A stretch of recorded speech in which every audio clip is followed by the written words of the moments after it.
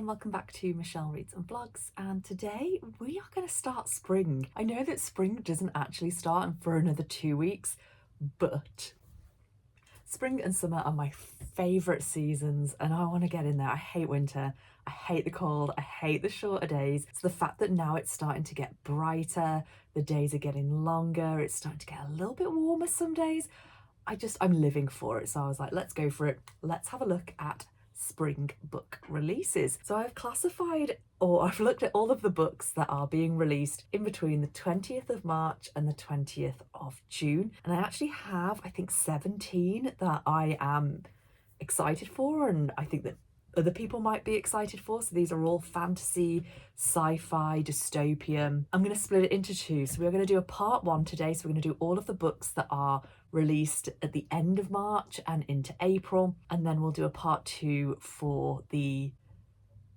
May. So what month comes after April? So we'll do a part two for the May and the June releases. So book number one comes out on the 28th of March, and this is The Last Murder at the End of the World by Stuart Turton. This book sounds so good. So this is a fully dystopian novel. Everyone on the earth has died from this mysterious fog. Everyone except for one island of people. So on this island there are about 120 people and a few scientists within those people, and they are safe because around the island there is this kind of security wall that keeps out the fog and protects everyone. And everyone is kind of happy. They're just living their lives. They're fishing, they're eating, you know, they're completely living fulfilled, well-rounded lives on this island, until one day out of nowhere somebody is stabbed and found brutally murdered. Because of the way this security system works, they have 92 hours to figure out who did it and who was the murderer. The problem is that the security system wiped the memories of everybody from the night before the murder. So even the murderer doesn't have a memory of them murdering the person.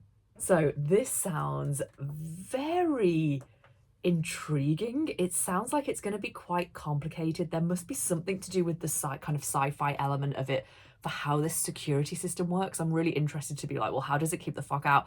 How did it wipe everybody's memory? Why have they only got 92 hours to solve the murder before this? Oh, I don't think I said this. Before the security system is shut down and the fog will come in and everyone will die.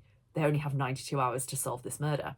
So we're on a time frame, but why? I'm really interested to kind of find out the world building here and how that works. And I think that the world building in this is meant to be really good. I've seen a review say so far. So not kind of a very traditional kind of book to go on a fantasy list, but kind of categorizing fantasy and sci-fi together, and obviously dystopian, which is one of my favorite genres. I just think that this sounds so interesting. The world in this sounds interesting. There's this high stake plot.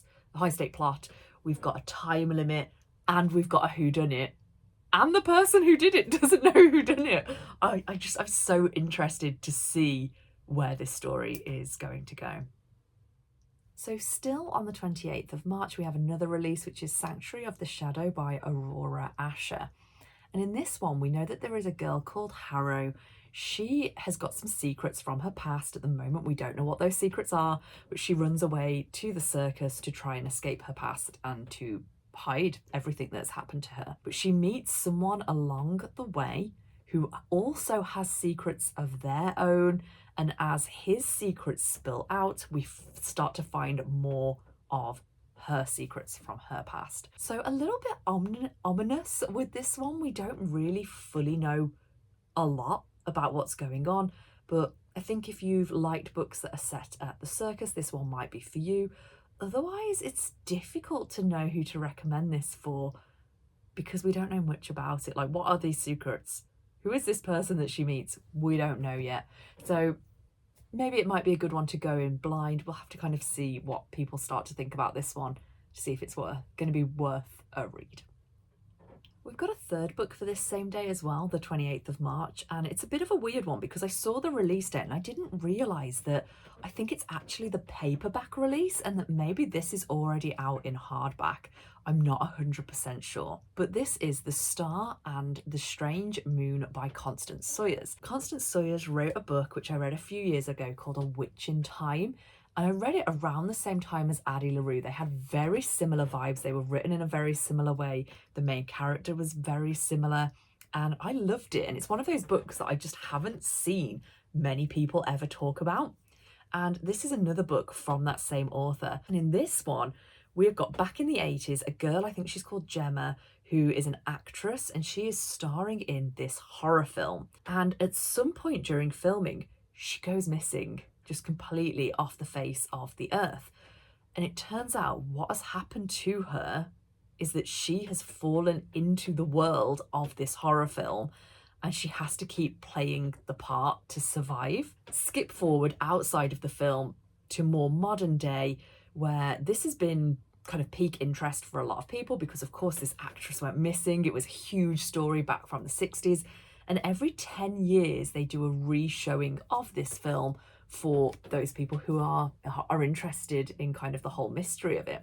But someone notices that every time they watch the film every 10 years, there is extra content. There are extra scenes and things that weren't in it last time, and they're going to try and uncover what's happened. I think this sounds so good. Like, how did I not know that this existed before looking for, you know, top fantasy books to put out on this video? It sounds brilliant. And I loved, as I said, her previous book, A Witch in Time. So I'm definitely going to get into this one. Very excited. Now we are skipping forward to April, and on April the 11th we have The Familiar by Leigh Bardugo. So this is still fantasy, but it is Leigh Bardugo's first kind of go at having a look at historical fantasy. We are set in Madrid. We have got this young girl who is kind of like a servant in this house, and it turns out that she has some powers. We don't know what they are, I don't think, yet from the blurb, but she's got something magical about her, and her employer, I don't know if that's the right word to use, the person who owns the big house, sees that she has these powers and she's like, oh, I'm going to use this to my advantage, you know, this is pretty interesting. So kind of just brings her out at dinner parties and things to kind of show her and her skills off. But at these dinner parties, there are more influential people than this woman. And this one chap sees our girl, Lucia, I think, Luzia. I don't speak Spanish. I'm not sure how to pronounce that. Lucia? Anyway, he sees her and he's like, okay, this girl's got some talent. I think at times Spain were at war with like England or something, or the British Empire, whatever they were back then. And he's like, I think I can get in kind of a favour with the king here if I bring this young girl to him with her talents, and it could be influential in the war. So obviously it is Leigh Bardugo, so it has been very hyped. There have been a lot of advanced reader copies sent out for this, a lot of hype around it, so it'll be interesting to see what we all think about it. I am a huge fan of the Six of Crows duology, the Shadow and Bone trilogy. I love the two after that, the King of Scars and the Rule of Wolves. I just think that whole fantasy world is brilliant. I loved every single one of them. I haven't got around to reading Hellbent and the other one, I can't remember the name of it yet, and that's obviously adult fictions, but we'll see what happens with The Familiar. I'm pretty sure that I've pre-ordered it, so I will be getting a copy of it. Next up on the 11th of April, we have the next book from Hannah Witten from the... I'm trying to think of this off the top of my head. Just to let you know, my Wi-Fi's down at the moment, so I'm kind of doing all of this from memory. I hope it's okay. So Hannah Witten, she wrote The Foxglove King, and we've got the next instalment on the same day, the 11th of April. And this is called The Hemlock Queen. So we are following the same character. She has the ability to Editing Michelle jumping in here because I got this completely wrong when I filmed it. She has the ability to raise the dead. And it's kind of following on the story with her. So there are changes in royal court. She has to kind of fit in and to keep her place there. And it's going to carry on with that duology. So if you read the first one, if you read The Foxglove King, I would 100% kind of moving on to the second one. But yeah, I think the duology, I don't know if it's going to stop at 2 books or if there's going to be more. It'll be interesting to see what people think about this as a whole. I've not read The Foxglove King. I do own it. It's just one of those ones I haven't got to yet. So interesting to see what other people think of this one. Our next book out on the 18th of April is To Gaze Upon Wicked Gods by Molly X Chang. And I'm excited for this one because it's going to be in one of our book subscription boxes in the future. So we are following Ru Ying, and she is living in this world where the Roman Empire have taken over her country, and they are basically not very nice people. So I guess they're the kind of wicked gods. So they're in power and they're not good. We don't want them there. She has become what is basically the perfect assassin. So we are going to see if she is going to help to save the country, but this is going to be at the detriment to her family. So she's going to have to make this huge decision. This is a YA fantasy, which I don't think there's any others of on this list, but I do think that as YA, this one sounds quite good. I like this kind of idea that our young female lead isn't just kind of being driven by lust or love. It's about their family and the morals of doing what's right for the greater good, even if it means destroying her own little world. I just think that that sounds like it could be a good one, so we'll have to wait and see for this. On the 23rd of April, we've got Song of the Six Realms by Judy Lynn, and I wasn't sure whether to include this one or not. I'd say out of the list, this is maybe the one that I am least excited for, but I think that some people will appreciate this one, so I thought, no, I'm going to leave it in.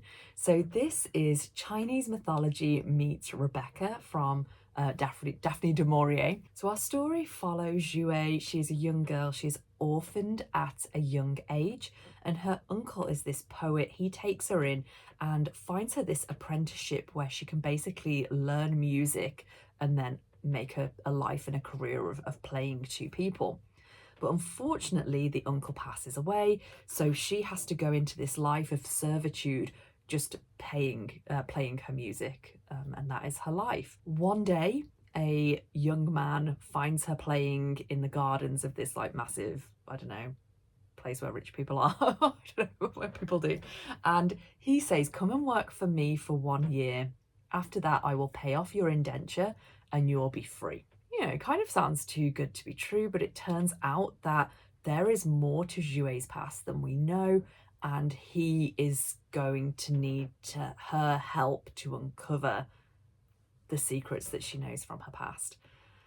So this is why I was a bit not sure whether to include it on the list or not, because it sounds very complicated.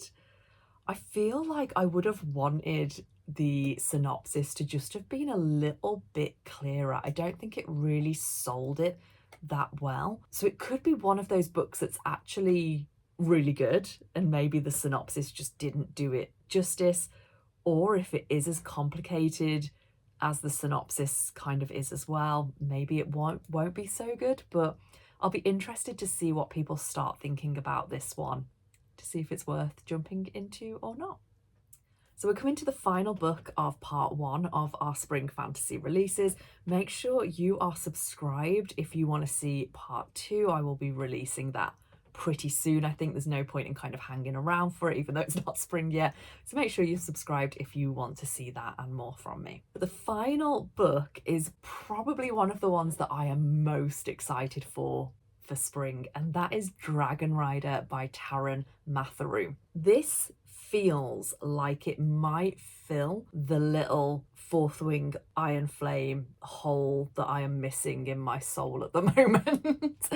So this is about a young man called Jay. He has been living in this big rich household for many years, and he's kind of trapped there as a servant. That's just his life. What happens is there's going to be a betrothal between a prince and a princess. I forget which one belongs to that household. What happens is, unfortunately, the betrothal goes wrong. Chaos erupts in this house. And on the way out, Jay sees it as like an opportunity to escape because there's so much going on.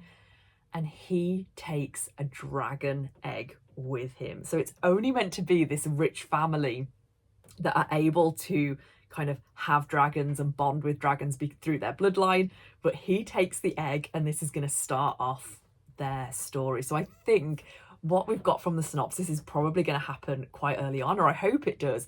I hope that that's going to kind of be done with quite quickly and we can see what happens next with Jay and the dragon egg. And yeah, I just think it's, you can probably tell from how I'm getting about it, I'm quite excited for this one. I have pre-ordered. I can't remember which edition I pre-ordered. It might have been the Goldsboro one. I can't remember. But I've pre-ordered this. I am very excited for this. Is probably one of the biggest kind of releases coming soon that I am interested in. So that is, I think, 8 books for Spring Part 1. Tell me, are you excited for any of these? Are there any other fantasy or sci-fi coming out? This was just the end of March, end of March and April. Are there any coming out that you're interested in that I haven't named yet? And next time we're going to go over May and the beginning of June up until June 20th, because that's when obviously summer begins. So if you want to support me and my channel, please consider hitting that like button. It really does help me out. Leave a comment, even if it's just to say hello. And if you've not subscribed yet, please think about doing so if you want to see more bookish content from me. As usual, I will put links to all of the books down in the description below. Obviously, if you're watching this when the video comes out, none of them are released yet because they're all going to be pre-releases. But yeah, go through them. Get them on your pre-orders list if they sound interesting. And I should say as well, as usual, they're affiliate links. So if you do purchase through them, then I do make a small commission and that helps me and the channel out, but you don't pay any extra. Although saying that, I'm not sure you make any commission off pre-orders, but it is what it is. I'm still going to put them down there in case you want to check them out. Otherwise, have a lovely rest of your day, wherever you are, whatever you're up to, and I will see you all next time. Bye.